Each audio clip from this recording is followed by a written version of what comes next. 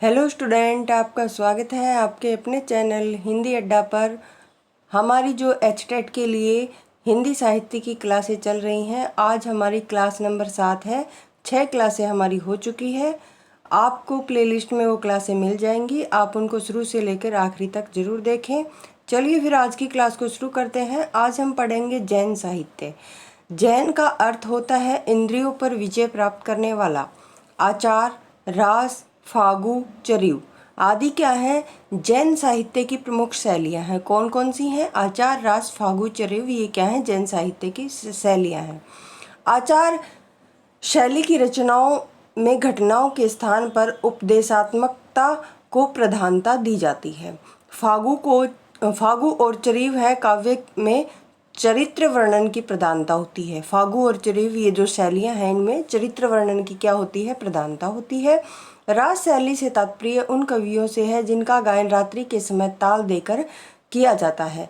जैन साहित्य की रचना अपभ्रंश शैली और हिंदी दोनों भाषाओं में हुई है। रामचंद्र शुक्ल ने जैन रचनाओं को हिंदी साहित्य में स्थान नहीं दिया को याद रखना। रामचंद्र शुक्ल ने आदिकाल के दूसरे प्रकरण अपभ्रंश काव्य के अंतर्गत जिन रचनाओं का उल्लेख किया है, उनमें से जैन कवियों की संख्या कितनी है?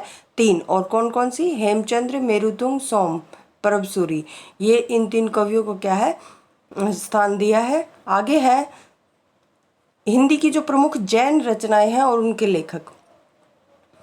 तो श्रावकाचार है, ये किसकी है? देवसेन की मोस्ट इम्पोर्टेंट रचना है और इसका रचनाकाल 933 ईस्वी है। इसे हिंदी की प्रथम उपलब्ध रचना माना जाता है। किसको? श्रावकाचार किसकी है? देवसेन की। अच्छे से याद रखेंगे। इसमें 250 दोहों में श्रावक धर्म का वर्णन किया गया है। सहावपयाश आचार्य देवसेन की अपभ्रंश भाषा की प्रमुख रचना है और लघु नयन चक्र, दर्शनसार आचार्य देवसेन की हिंदी की रचनाएं हैं। आगे है दूसरी हमारी भरतेश्वर बाहुबली रास, किसकी है? शालिभद्र सूरी की है। गणपति ने शालिभद्र सूरी को हिंदी का प्रथम कवि और भरतेश्वर बाहुबली रास को हिंदी की प्रथम रचना माना है। वीर और श्रृंगार प्रधान इस काव्य का अंत शांत रस से होता है। 250 छंदों का लघु खंड काव्य है। क्या है? लघु खंड काव्य है। बुद्धि रास, 5 पांडव रास शालिभद्र सूरी की अन्य रचनाएं हैं। तीसरी है हमारी चंदनबाला रास। इसके लेखक कौन है? आसगु। 35 छंदों का लघु काव्य है। जीव दया रास आसगु की रचना है। स्थूलीभद्र सूरी रास, ये भी किसकी है? ये है जिन धर्म सूरी की। और अगली है रेवंतगिरी रास, विजयसेन सूरी की। नेमिनाथ रास सुमति गणी की। आगे शुरू होता है हमारा रासो साहित्य। जैन साहित्य इतना ही था, ये प्रमुख रचनाएं हैं और इनके लेखक आपको अच्छे से याद होने चाहिए।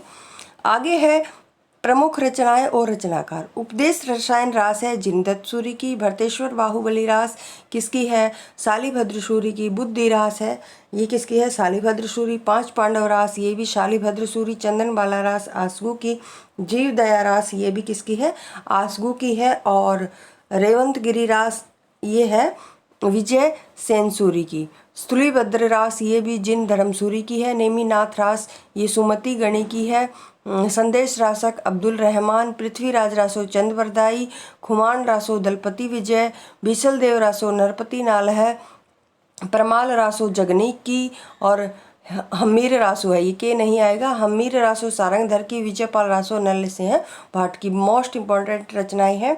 इनके लेखक और इनका नाम आपको याद होना ही चाहिए। इनमें से एक रचना जरूर पूछी जाती है। और आदिकाल की वह काव्यधारा जिसमें आश्रय दाता सामंतों की वीरता व विलासिता का वर्णन किया गया हो, रासो काव्य परंपरा के नाम से जानी जाती है। साहित्यिक प्रवृत्ति के रूप में जो सबसे प्राचीन ग्रंथ उपलब्ध है वो कौन सा है? पृथ्वीराज रासो है। वीर गति के रूप में उपलब्ध प्राचीनतम कृति कौन सी है? बिसल देव रासो। और अब उनकी प्रमुख रासो ग्रंथ और उनकी रचनाएं हैं, इनको हम अगली क्लास में करेंगे। आज के लिए इतना ही काफ़ी होगा। अगर आपको क्लास पसंद आए तो चैनल को शेयर और सब्सक्राइब जरूर करें। धन्यवाद।